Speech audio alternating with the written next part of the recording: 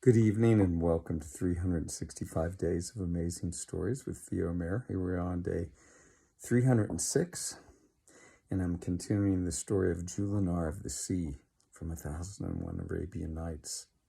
It's actually the last story from the book of 1001 Arabian Nights.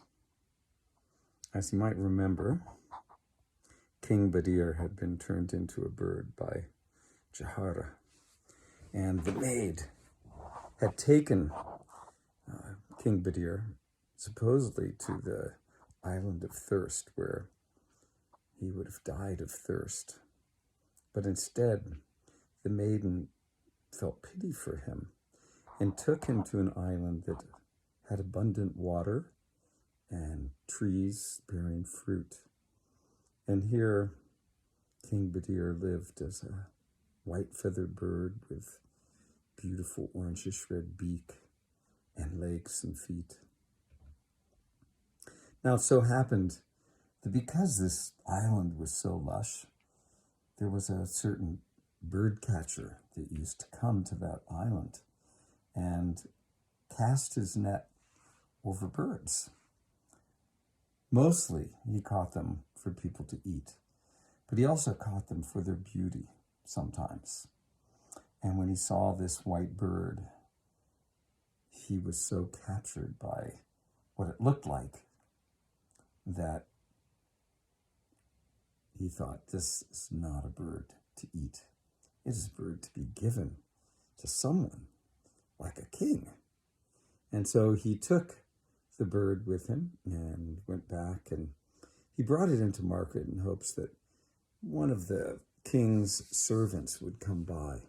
Well, the king of the land that he was living in would come by and see the bird and offer him a good sum of money. But it didn't quite go that way. For a man came by and offered him some money, but he was going to buy it to eat.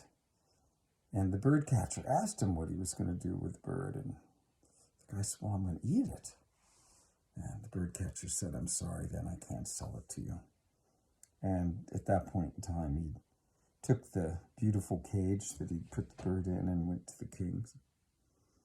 He waited outside until the king would see him, and then he took the bird in and showed the king this beautiful bird. And the king was immediately taken by the bird, just as the bird catcher had been. And he had to have it.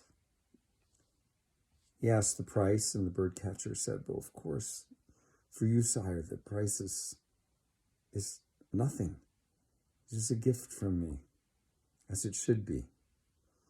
And when the king heard this, of course, this delighted him. He always loved when people said this kind of thing, when he was seeking to buy something.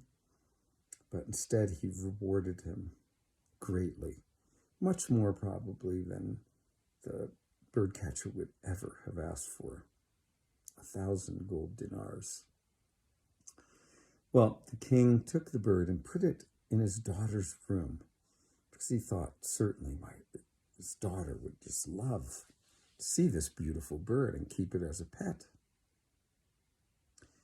And the daughter, loved it and thought it was very cool, but it wouldn't eat. She brought it fruit and nuts and all kind of delicious bird foods, but the bird would eat none of them. And so the daughter took the cage with the bird and took it to her father and said, Father, the bird will not eat. And so the king said, well, let me take care of it. The king had a special interest in animals, wild animals, and had loved to watch them when he was young and to interact with them as much as he could. And so he thought, this is great. I'll take care of this bird. And he did the same thing his daughter had. He made sure the bird had all the proper foods. The bird would drink water, but this was it. Well, the king decided to keep the bird quite close to him in order to, follow how it was doing.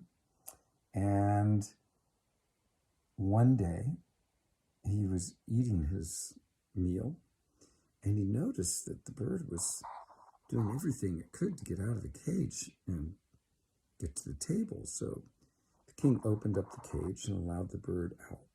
And the bird flew to the table and then began eating everything that had been prepared and presented to the king.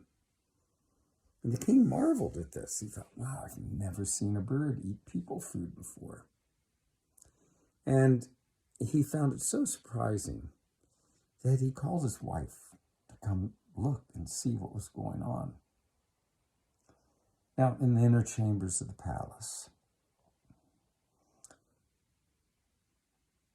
both the daughter of the king and the wife of the king did not veil themselves, for they were free to roam, and all they were seen by were the servants in the palace.